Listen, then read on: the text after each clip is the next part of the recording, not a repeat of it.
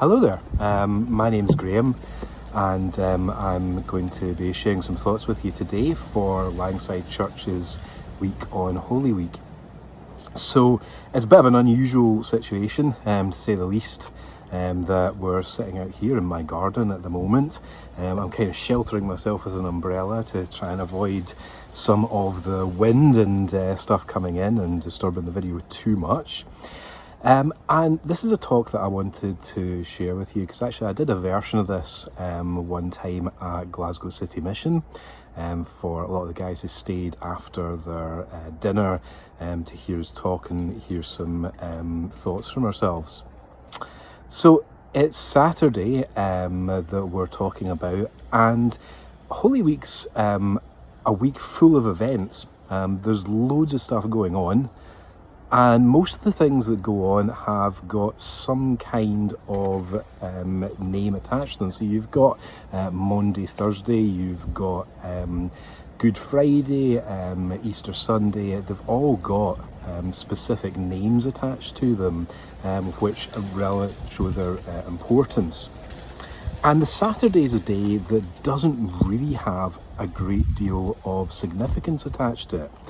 I had a look up, and most of the stuff that you hear about Saturdays, I think you can hear it being called Holy Saturday once or twice, but for the most part there's not really much significance attached to it.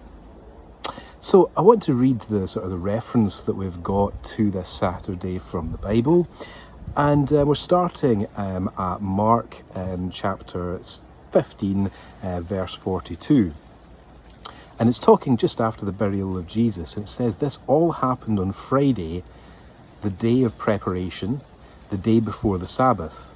As evening approached, Joseph of Arimathea took a risk, as he was an honoured member of the High Council, and went to Pilate to ask for Jesus' body.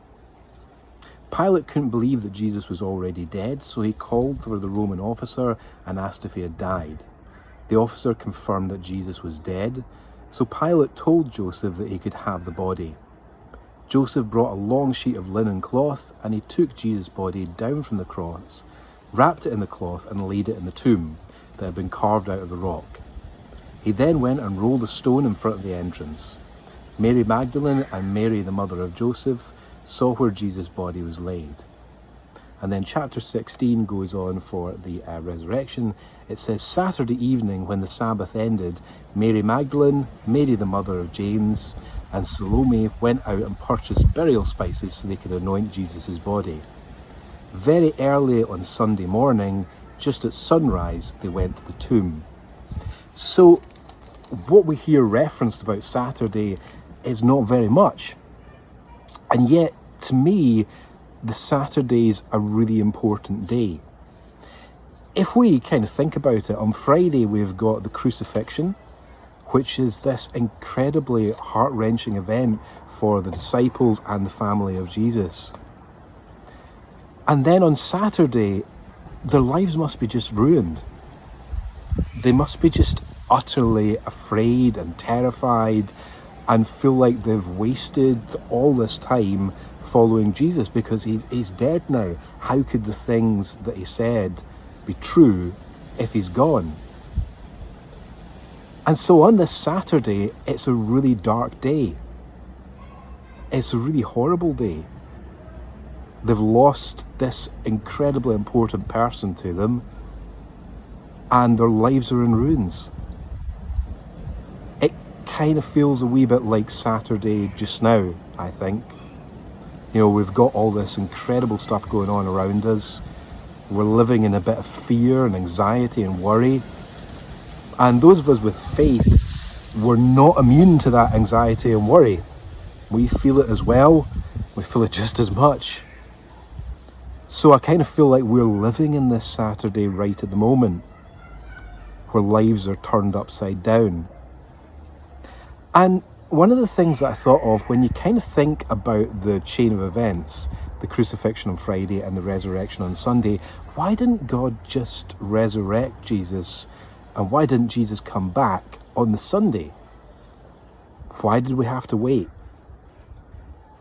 Well, I think one way to think about it is that it's on the Saturday that we grow. If we got everything that we wanted and troubles disappeared in a moment, we wouldn't really grow as people. We'd become pretty complacent. We possibly wouldn't appreciate stuff. And on that Saturday, I think there's a lot of growth. I think that when you look back on the Saturdays in our own lives, and certainly with myself, I think that's the time that humbles us, that maybe makes us a bit more compassionate to others because of the struggles that we've faced. And those are the moments where we can actually look back and say that maybe God was with us the whole time, and maybe things were going to turn out okay. Just now, as I say, I think we live in this Saturday that we're kind of feeling this sort of level of anxiety, worry, stress, depression, and for some of us, illness.